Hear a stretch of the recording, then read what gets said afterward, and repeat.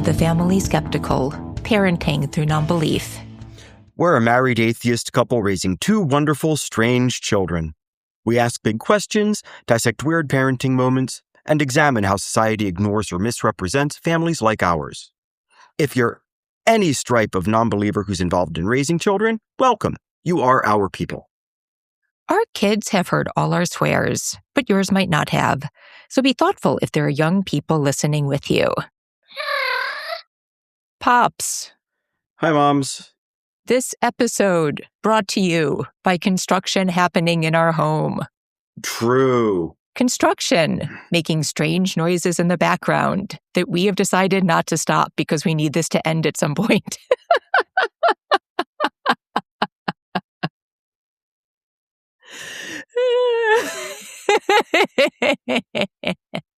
I really want a kitchen sink again. Yeah, it's going to be great. Yeah. But we were away for a week to visit my family.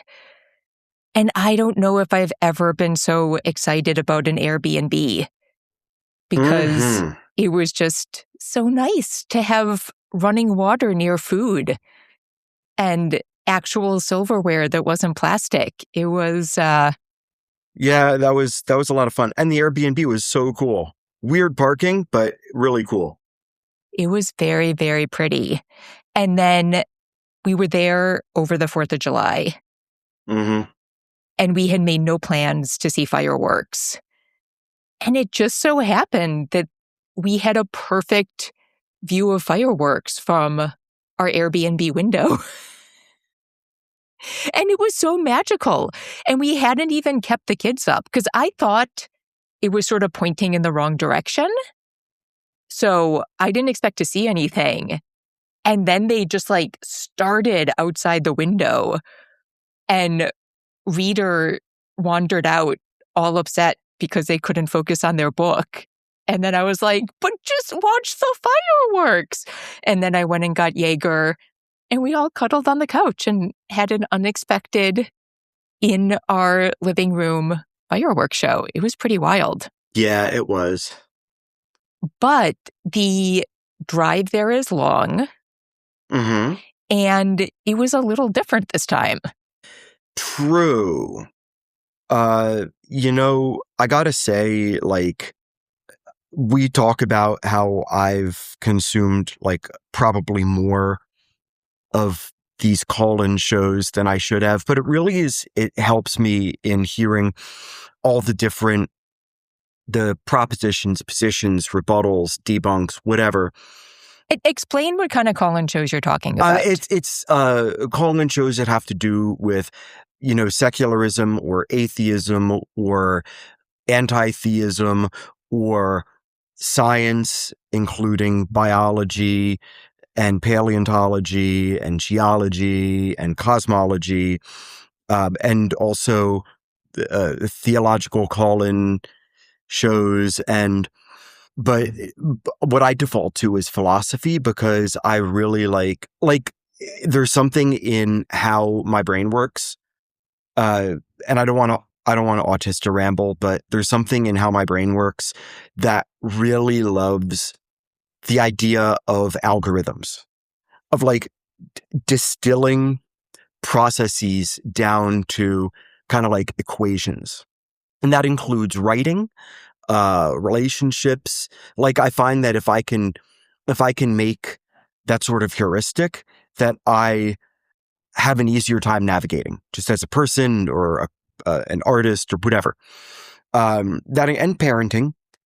But that's why I also love philosophy increasingly, because analytic philosophy is very much like that you have parameters and sometimes variables and sometimes constants and, a flow of these sort of I don't want to say equations, but maybe similar, that yield some sort of result, or they yield a continuing mystery, which is potentially itself really interesting.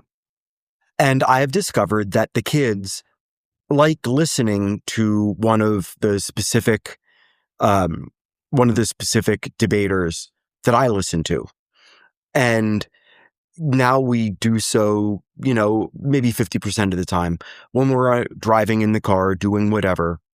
And then I tried using it this time on this car trip because the call-in shows can be long and car trips are long. And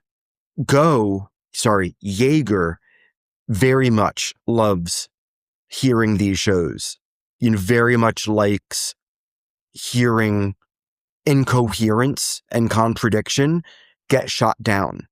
But also I think he, like I, likes hearing the thought process, both successful and unsuccessful, because sometimes hearing somebody have a position that they unsuccessfully argue for can be more illuminating, because maybe you think about it and you're like, oh, wait, I might not agree with their position, but I'm using a similar thought process. Maybe I need to go back and reevaluate my conclusion about X, Y, and Z.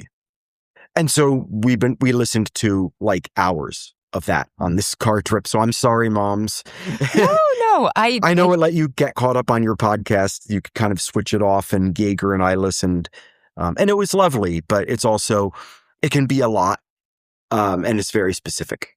Yeah, it was. I mean, I just think I like that they're engaging with it.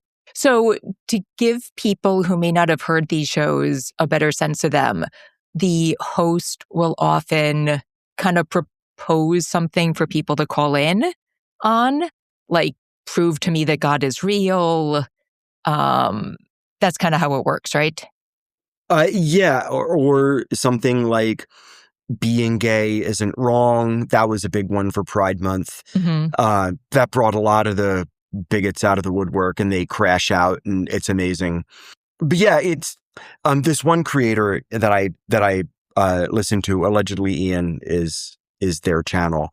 They go either way. They either say God isn't real, or they go the queer ally route, themselves being non-binary. And it's interesting to hear how much of the anti-queer rhetoric like defaults to religiosity and this sort of prescriptive stuff that biology doesn't support and sociology doesn't support, but that, they default to the religious justifications. And so sometimes the conversations bottom out back in the God debate, which is so interesting. And similarly, how often the God debate, when the theists get cornered and angry and lack the humility to like criticize their beliefs, like Ian is happy to criticize their own beliefs, that they revert to anti-trans rhetoric just because trans folks are like the punching bag du jour, right? And it's you can almost set your watch to it. There have been shows with crash outs meaning where the callers just start screaming slurs and cease to engage, and basically their brains shut off because cognitive bias takes over. And there was one where this kid, not kid, like 20-year-old, but still, I guess to me, I could be their father for like over a decade now. But this kid just starts spamming the F slur about gay folks. Like with F slur, speak F, like regularity, like maybe within the space of a minute, 20 of them, just to try to get Ian's channel restricted because of abuse. Not on Ian's part, but because the caller is saying it and the channel is supporting it by allowing the caller to persist. And sometimes these bad faith interlocutors do that sort of thing with creators they disagree with. Yeah. So it's just interesting for the kids to seek to engage with that space, only because they, like, I've learned so much from it, but, I don't want them to learn the same things as I've learned, except for maybe the humility to constantly reflect. Like Ian themselves, they've undergone a journey just in the year I've been listening to them. and their positions have changed. You know, they've moved toward, like, happily toward virtue ethics, which is essentially stoicism. And, you Mm. know, like, longtime listeners of us will know that, like, you know, me reading up on and being interested in the Stoics is what sort of started my own journey towards self-knowledge. That included me learning that I'm ADHD and has had all sorts of, like, wonderful sort of trickle-down effects in my life. I still journal every day without fail. And so they see that I've internalized that sort of constant reflection. And these call-in shows, even though the conversations recycle to a certain extent, hearing the variations on the themes, just like listening to classical music, is a very, I think it's a very intriguing process. And so whether or not they want to stick with it, it doesn't matter to me. I was just tickled that they were so enthusiastic about engaging with it at all. And they do Yeah. love listening to the crash outs, because when people get angry about stuff like religion and gay people, it can be very, very funny. And it led to a really interesting conversation about how there is no necessity to believe in an all-powerful God, about how, you know, there are many conceptions of God that are not all-powerful, but that when you do make a claim for an all-powerful God, it sets you up for some extra challenges. And Yes. we had an interesting discussion with Jaeger about that. Just kind of how Yes. the arguments can go one way or the other. Yes. And I'm on the record, I can't listen to those shows as long as you do, but Sure. it was still super fun. And I wasn't there when you started. Was it like, did you consciously plan to try them out with them? Were you just listening to one and they liked it more than you expect? Like, how did it like get going? No, I just started, like, I had it on my iPhone from when I was at the gym one time, and it just automatically plays sometimes when CarPlay starts up when I start my car. And it started going, and it was in the middle of a crash out. And I was like, oh man, I don't want to stop this. I was like, hey kids, do you want to hear somebody get really angry about how they themselves can't justify X, Y, and Z? And the kids were like, sure. And then they hear it and they're like, and they were like legitimately entertained. That's so cool. Yeah.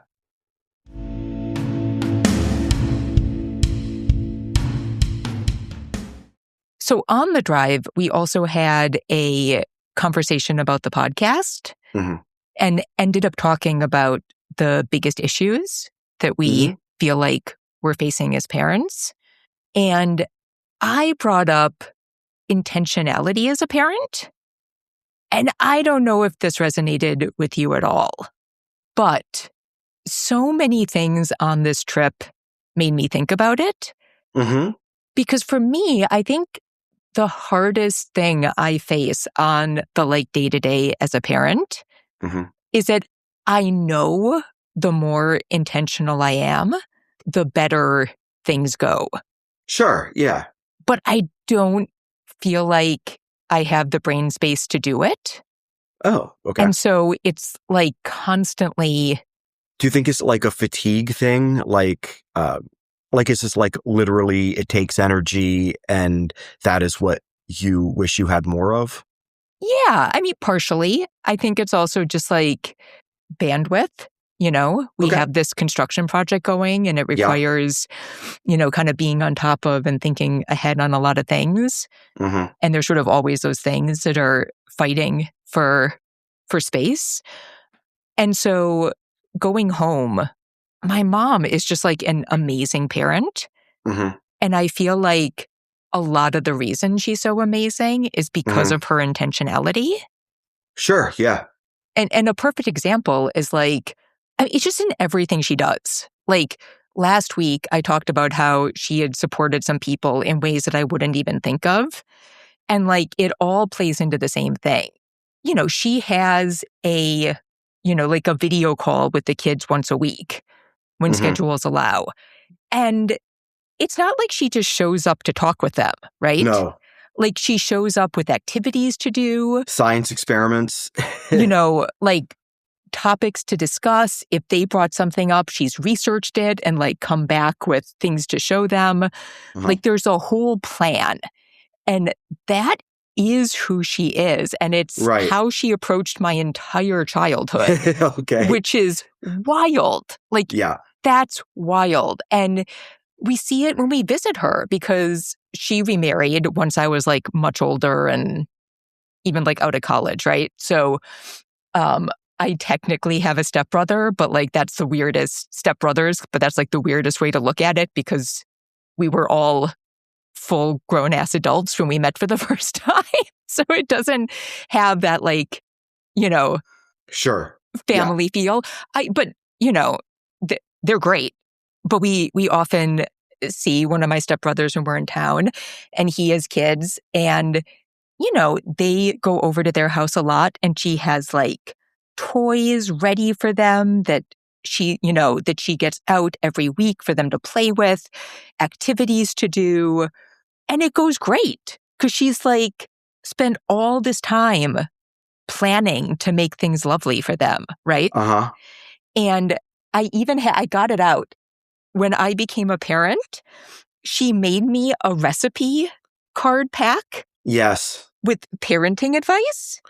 And I sort of feel, thinking about it, I was like, I think I've fallen down on all of these. But looking at it again, I don't think that's true. Like, and maybe I'll start like bringing these up as a little bit of a segment because they're all so wise.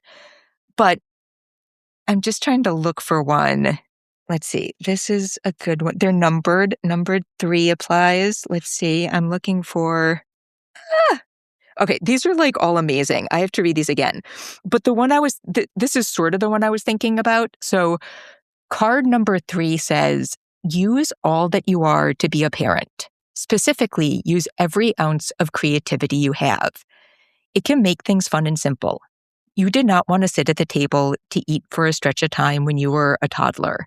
Your dad suggested we eat on the floor. We had picnics every night. And, I also have remembered talking with my mom, like parents will complain that their kids have a hard time sitting at dinner. Yeah. And like when we went out to dinner, she would bring card games. She still does. Books to read, like all these things. Like I was a very mature kid who could like handle sort of sitting quietly for a long period of time. Sure. But like she also just set up the environment to make it all just work. In case. Yeah. And I just think you see it. Like kids do really well when you like provide all the tools for their success. Yeah. It also boosts their confidence socially. I think part of the reason why, Reader and Jaeger are such good travelers and go out to dinner so easily is because they've been I guess nature, they might be more patient than other kids, but also they've been conditioned to kind of just slow themselves down, through that. And like when your mom is out to dinner with us, one of the things she likes to do is to play a version of Hangman she calls Hang Haman, as in like the villain in the Esther story. And it's just tracking the clues that the kids have come up with over the years, and it was so good when Jaeger couldn't spell. I was about to say, yeah, because it made it like such a wild challenge. It was so hard. It was like this insane version of Wordle. I mean, but now I know now it's kind of over because now Jaeger can spell better. It makes me sad, but still, I think it's contributed heavily to their confidence in those. I don't want to say high pressure social situations, but it's not. But still, I think it helps. Push back though, because we were not the same. This is the thing, like. I mean, one of the things that I felt good about is like flipping through these cards. I was like, I am not like even 50% as intentional as my mom was. But like flipping through, I'm like, oh, there are like other areas where this applies. But like, we don't do that when we go out. We just make them like sit their asses down. Yeah, but I think they've also had this childhood where it isn't always that. And I think that having that sort of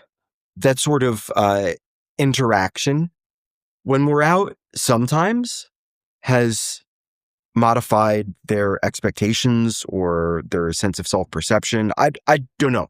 I'm kind of riffing here, but I'd like to think that it has had this positive impact on them. You know what I mean? Like they feel cared for, they feel seen, they feel safe. At the very least, they're not just set down at a table and left to their own devices. Now, when I was a kid, my parents' version of that was just having conversation. Like when we were out, we would talk. Like I wasn't kind of off in La La Land or whatever. You know, I was a part of a group. And then we look around, we were at some restaurant, I forget where, but we were eating out over the trip, and there was a family where the kids had like headphones on and iPads and were totally checked out. And Jaeger looks over and you can just see on his face, like, man, I'm glad that's not me. And then he actually literally said that, like, I think it's really cool that we don't need to do that. You know? Yeah. And I was even thinking about it on the way back. And also, hang on a second. And also, it must be said that it really is no judgment on, some families, the kids, if they have a hard time socially, parents, to get a break, especially, sometimes need to do certain things to set up certain situations for the kids to be able to disengage or to process. I totally get that. Not every family is the same. This is not a judgment, but it was just something where Jaeger in that moment looked over and said, that's not my experience. And I'm so happy that I have had this opportunity or this predisposition to just sit up and like look at other people and speak to them even at this age. And I feel like my thoughts are valuable and I feel heard and seen. And every family is different. Yeah, no, thank you for saying that, because exactly, Yes. Kids are different. That could have just been like a long day. Right. And also if the kids are, on the spectrum such that, they need to have that sense of isolation in order to feel safe and, to be able to better manage themselves, I totally get it. I taught kids for years, and, some of them had the cans on when they were in class. You know what I mean? Like it is something that is a reality for a lot of families, and there's no judgment at all. In fact, quite the opposite. Also, we're really lucky that the kids like interesting foods, because like that also makes the experience engaging. Yes. If you don't, then like it would be a totally different scene. Yes. So, but yeah, I mean, I was even thinking about it on the drive back, because like we have to drive through Chicago to get home from my folks. And it's like this whole stretch where it's like complete pain in the ass to get off to use the bathroom. Yep. And I think the like only time we like got mad at each other on a road trip is when you didn't get off when I thought you should. And it was like hard finding a bathroom. And so for the first time in like, I don't know how many times we've done this drive, I was like, I should look up the last rest stop before Chicago, because the issue is like it always comes too soon and it feels like we shouldn't stop quite yet because it's like we don't really need to, but it is the last rest stop. And we do need to. And I looked it up and I was able to just be like, this is the one. Get off. But it hadn't occurred to me. And I feel like so many, it's like, I mean, last night, Jaeger told me to come up and tell him to go to bed to like stop him reading. Yeah. Did I do that? No, I No. didn't. I forgot to set the alarm on my phone. Like, I intend to stop screen time before dinner for them to do other things. And I just like let the time stretch out. Mhm. Like during COVID when there were long waits, at Mhm. like borders and we'd have to get, COVID tests before traveling. Like I would bring a book to read if we were in a long line, but like Yeah. not much else. It probably Mhm. would have been a lot, nicer for them if I'd had like a ton of stuff to do. Sure. So I don't, but I do think there's something lovely about those moments where you just like find something in the moment to cope. I mean, when we went to the UK with your folks, Mhm. we had this like crazy train ride because Oh my of gosh. Yes. thinking of them right now with like the current heat issue. Yeah. But we went during another like time where there was crazy heat and like most of the trains It's couldn't called a run. heat wave, love. Heat It's wave, called a thank heat you. wave.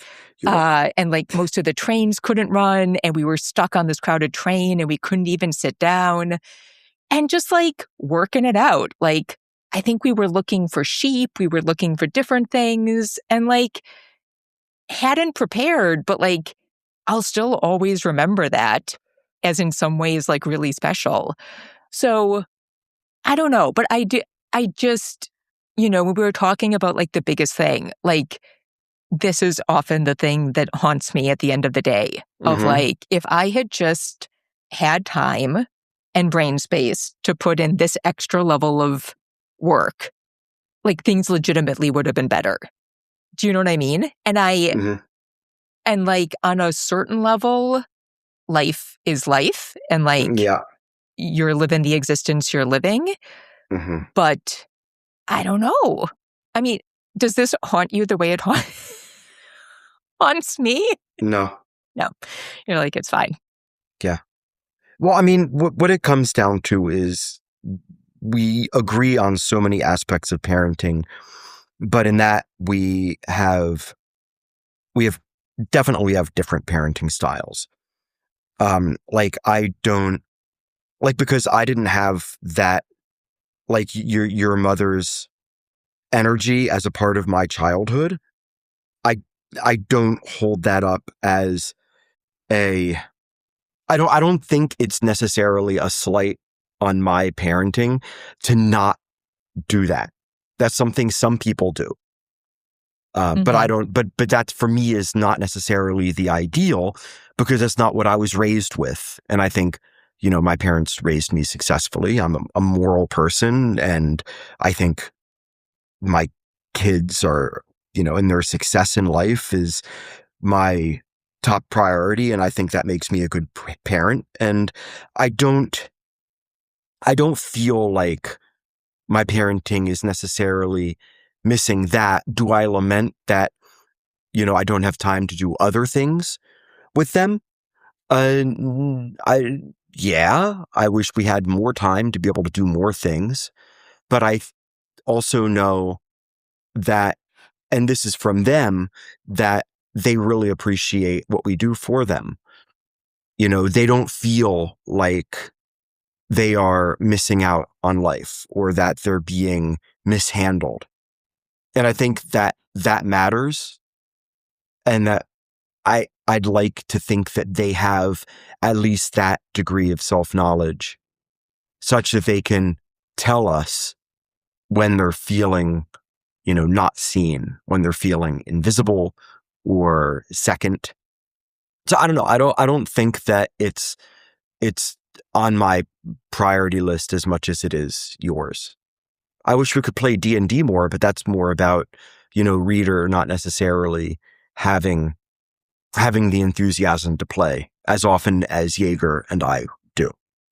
Yeah, that's a hard one. It's okay. It happens. We're working through it.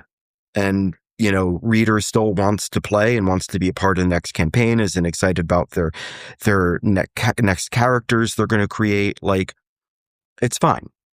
It's fine. It's just that I think this is a moment where I need to identify my anxiety is my anxiety and my expectations is my expectations, and not necessarily make my anxiety and my expectations this sort of, ideal that I need to hold myself to. It's just sometimes what I'm feeling in the moment, and sometimes the things that I care about without necessarily thinking about what the kids care about for themselves. Which, sometimes we need to care about things the kids don't care about because it's important for them to do certain things in a certain way, in a certain time frame. But when it comes to the other stuff, like the enrichment stuff, they're busy kids. They're enthusiastic about doing their activities. And they're getting great grades in school. I don't know what else I could ask for from them. And so I tend to give them a little bit more leeway. And I don't think that I need to curate their time as much as I would if they weren't that way already. Yeah. Speaking of D&D, while we were home, my dad and his significant other got us, what do you call the card deck? I forget. It's really cool. Anyways, it's this like card deck for D&D, and you pull cards and they're modifiers. They do things in your game world that might not otherwise happen. Yeah. And if you don't know, right now, a new season of Vox Machina is airing. Yeah. And if you haven't checked out that, you absolutely should, because it's brilliant. And the one hard thing about the trip is we had to stop watching, even though the new episodes were coming out. And we got back and immediately watched a couple. And the deck shows up in the show. Yeah, that was real cool. It was so wild. The kids kind of had to do a spit take about that one. Yeah.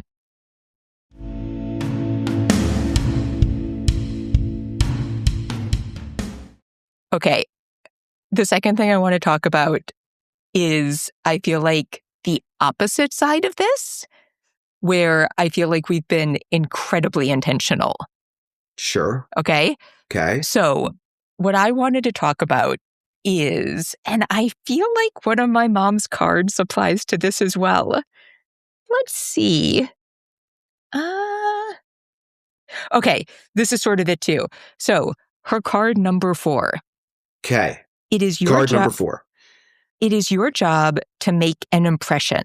Too many parents abdicate this role because they don't feel qualified. You should expose your child to all sorts of things that interest and amuse you.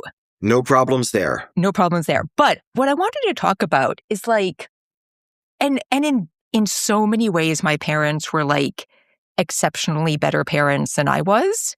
Mm. But in maybe just in this way, I feel like I have a little leg up on them. Okay. Because one area where I feel like I've tried to be really intentional, and I think you are too, and I think listening to the call-in show with the kids is a great example. Sure. Is there are things I want to talk to the kids about. Yeah. And I try to do it as much as possible. Okay. And I think there is this feeling that it is best to wait for your children to come to you with questions about things before talking about them. Okay. And I think when your kids come to you with questions, that is a great time to talk about something, right? Because they're already engaged and wonderful, right? Nothing wrong with that. But I was thinking about it because when I was young, my dad and I were so close. Yeah. I felt like there was nobody who understood me better. I talked to him about tons of stuff. Uh-huh. I felt like we shared a brain. I felt like our brains worked in the same way. As I've gotten older, I've realized there are more differences than I thought. But we were just very, very tight. Yeah. And I talked about when I realized I wasn't religious and how I went through a deep period of tons of anxiety that I might be wrong, that I might be going to hell, all this stuff, right? Oh, man, Pascal's wager. Yep, Pascal what myself. If you're wrong? Clutch the pearls. Sorry. Yep, just hoisted. I hate Pascal's wager. It's so hoisted ridiculous. myself on my own petard. And so you would think, and I was also really close to my mom. You would think that I would bring this up with my parents No. and be like, hey, I'm worried about this. Like, what do you think? Mhm. And it was only on one of our last visits, well, like in the last 5 years, let's say, that I was Sure. talking with my dad, and we Mhm. realized that, like, he also wasn't very religious, but he was more spiritual, and not like hippy dippy spiritual, but he was into like tarot cards and the occult and all of that stuff, right? Yep. And it was really at the same, and his Mr. Crowley. yeah. Bo, bo, bo. So and Da, and his da, da, da, girlfriend da, da. Sorry. is like the hard atheist and kind of was like, what the fuck? Can we just, look at reality here? Sure. I think I'm characterizing that correctly. And so at the same time, we were both sort of realizing we were atheists, which is pretty interesting. Sure. And I never brought it up. And that's why I think it is our job as parents to just like bring shit up all the time.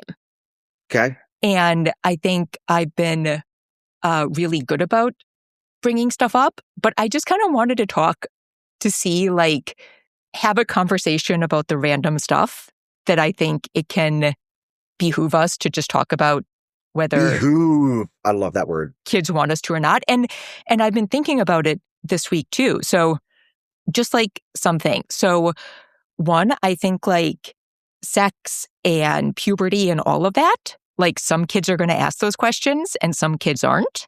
Sure. And so like it's a very basic thing, but I think it's our job to make sure that we just make sure our kids know that information. Yes. And I was thinking about it because I got a lot of books to read with the kids, and I did it with Reader, and then I did it with Jaeger.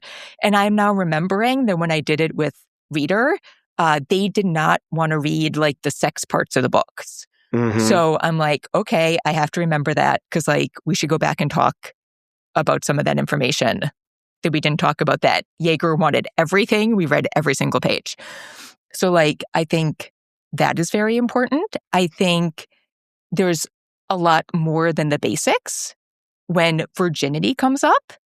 Yep. I talk a lot about virginity. I'm like, is the way we conceive of this even a good concept?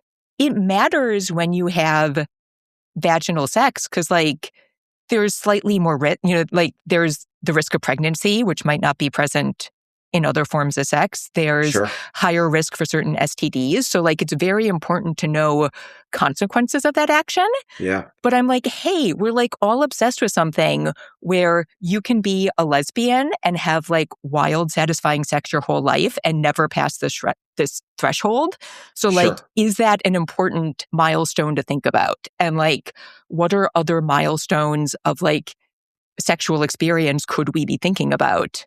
And I think that's important because I think people get like hung up. Like I felt really, kind of like unwanted and bad because I was a virgin for such a long time, right? Mhm. And I think it's important to talk about how these are like bigger experiences than some of these, in many times, kind of patriarchal systems that we put on it. So I think that's important. I think, the other thing that I was thinking about this week is since we have two white male presenting children, Mhm. we've definitely had the conversation of like police are going to treat you differently. And if you are out with friends who are people of color or who are more, in more marginalized groups, Mhm. like simply your presence could potentially make that a safer situation for them. Sure. Yeah. So like if you're doing something bad when you're a teenager and cops get involved, if you run away and leave your friends who are more marginalized, like that is not okay. Like it is Yeah. better to get in trouble and to potentially make that situation safer for them. Yes. But I was just thinking about it because on social media, have you seen the reports about that young man who died on a trip with his friends? No. There was a young Black guy. I'll post links to it. I'm so sorry I'm not forgetting his name. Like all thoughts to his family. But he was this young mixed Black Asian young man, I believe in college, who like went on a trip with all of his white friends. They went to an island. He disappeared. Oh His my. white friend said, we thought he was off with the girl, so we left. Like, didn't make sure he was What? okay, didn't check in. And then they've found his body. He is dead. Oh, yeah. Before they found the body, all those Uh-huh. young white men wiped their social media and got lawyers. Oh my gosh. So there are a lot of creators, white and black, but Uh-huh. particularly black creators being like, this is what we're talking about. This is messed up. And then there's this great creator who does a lot of comedic stuff. Mm-hmm. He dresses up as like Satan and Jesus and Yes. does skits about Trump. Yeah. But I saw a video from him today, which I'm going to show the kids, because I've talked with them about it in terms of like police situations. Mm-hmm. But he made a video as a white person being like, just in general, like you stick with your friends who are people of color. Like if you are bringing them into a social situation, like you stick by them because you don't know what's going to go down. And so I'm like, okay, we have to broaden this conversation now. Like, yeah. So I'm going to show them that video and we're going to keep talking about that as they get older. I think we brought it up a ton of times, and excluding those situations where, parents are like worried with a young child that if they tell them they're an atheist and the kid says something that could have like extreme repercussions for the family and in their community, excluding those very complex situations, I think it's important to talk about your belief or non-belief. Yes. And I think there's a way, I don't think we should do that in a way that makes kids scared to present a different opinion. Like, I don't think we should put down all people of belief where if our kids feel differently, they're scared to come to us. Mm-hmm. But I think it's important to tell your kids what how you approach those issues and how you came to those conclusions. Sure.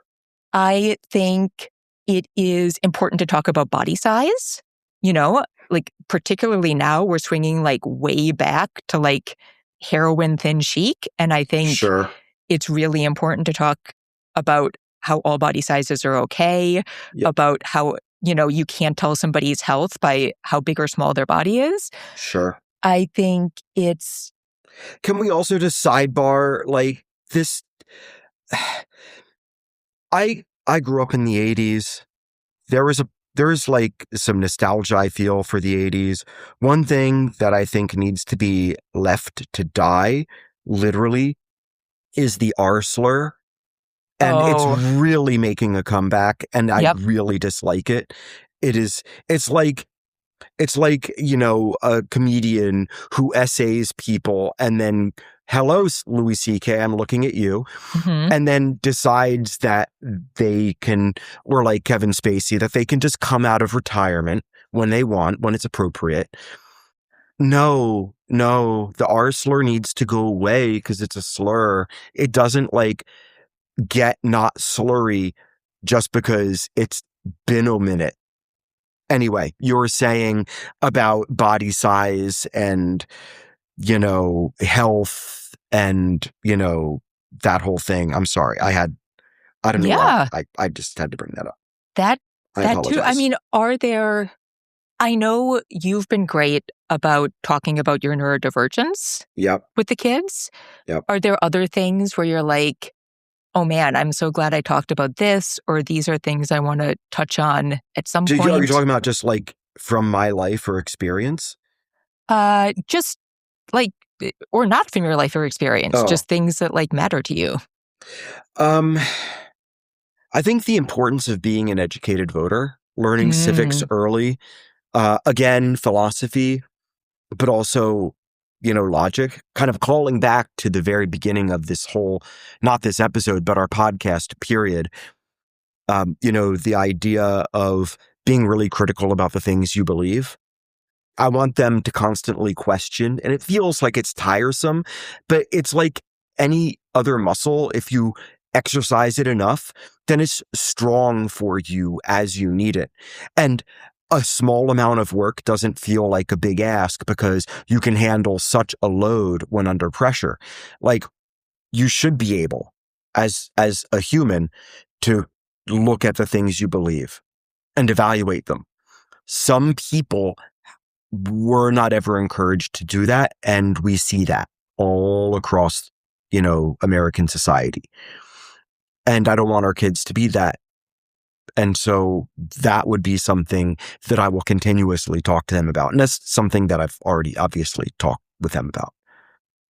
But I can't think of stuff that really matters to me that we haven't already discussed. Like, I feel like the deeper I get into parenting and the more that I learn about myself as I journal and, try my best to be humble and admit when I've done something wrong and to learn from my mistakes, like, the more I feel compelled to be an open book for the kids. And so, like, as things come up, as they bother me, as I learn them, I will increasingly just discuss it with them. Like, we're driving and I'll be like, hey, this is something, check this out. If you hear me talk about this, or if you see my behavior about this change, here's why. And I don't know if I think that's a good thing to do. I know some parents feel like they have a need to, sort of put up a wall, like almost like a social wall between them and their kids, so that they have this air of authority with their children, because that's what they feel like they need to maintain in order for the kids to respect them. But I've come to realize that humanizing myself and letting my kids come along with me on the journey, keeping the window wide open for them to see inside, that's actually kind of bolstered my relationship with them, if anything. And I think, at one point I did a whole documentary about sex ed. Yeah. And I think with all of, I think the lesson from like really good sex educators is true for all of these things. Sure. Which is that it's like never one conversation. And you should never feel like that's done. Yeah. Well, one, it's never done. And also, like, you never have to feel like you blew it, because it's never like one time. It's not that's like, so true. Oh, right? I tried to bring this up and I didn't say it how I wanted. Like, you just go back to it again, you know? And also, like, kids are going to have... That's something I have to work on, honestly, is that, and you see that and you hear me complain about it, that, I will get upset at myself for not having the perfect response. And I feel like I've gotten a lot better at that.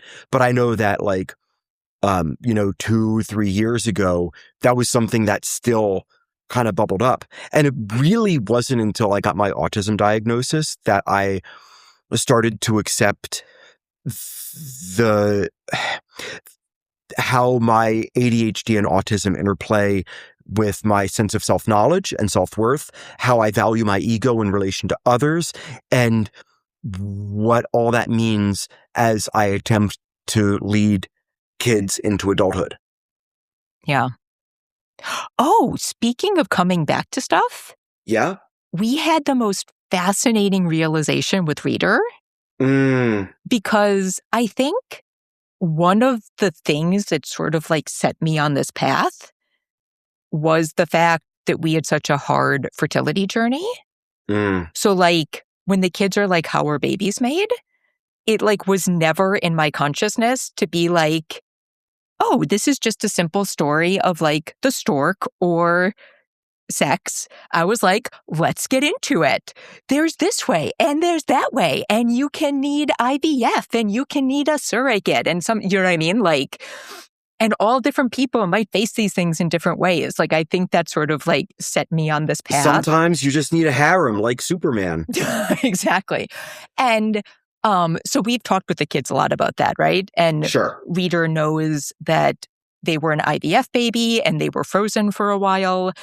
But like, we've told the story so many times, and it was just like a couple weeks ago when we realized that Reader thought they were a donor egg, a donor embryo. And we had to be like, no. You are biologically our child. Yes, dad's sperm, my egg, just had to do this other stuff. But like, just talking about like the need to like... All this time, they thought they were like adopted. Yeah.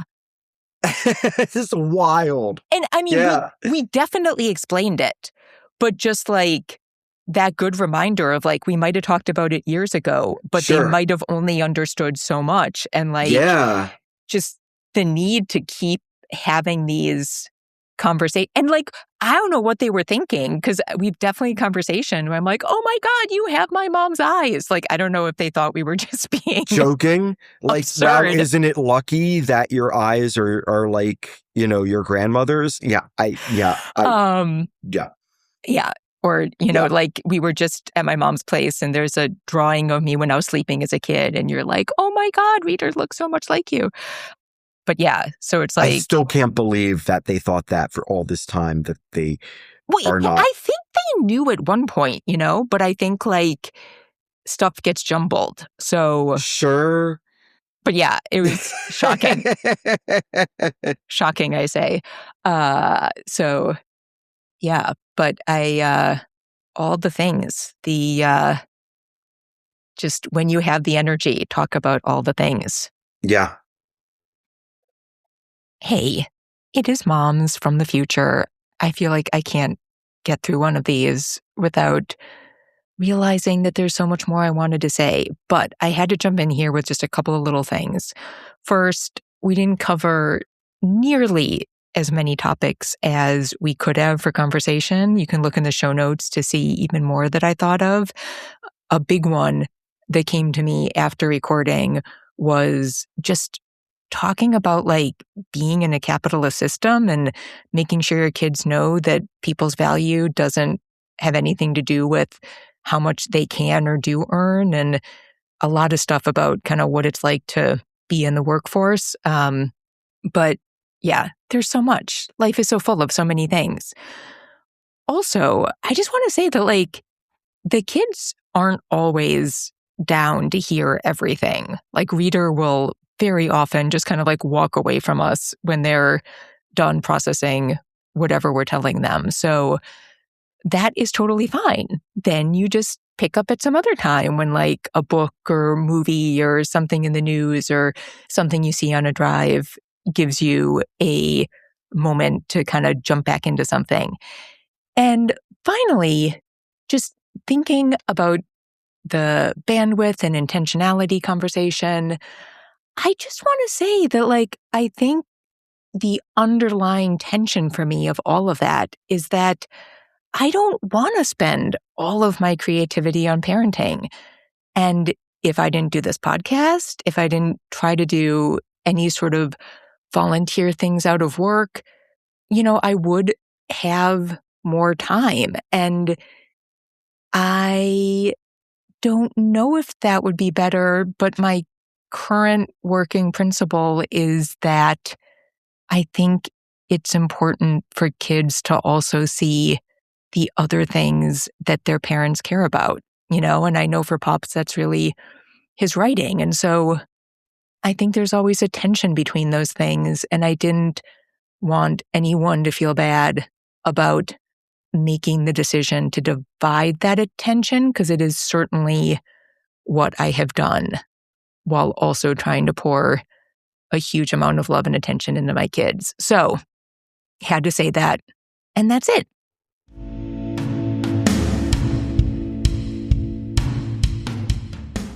Well, I'm going to thank Jonathan Zalbin and First Frame Music for the music for this podcast.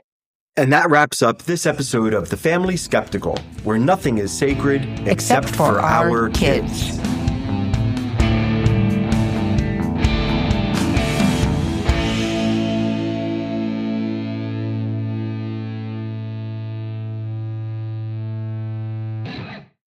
Yeah! We survived! We did it! And the background noise wasn't so bad. No.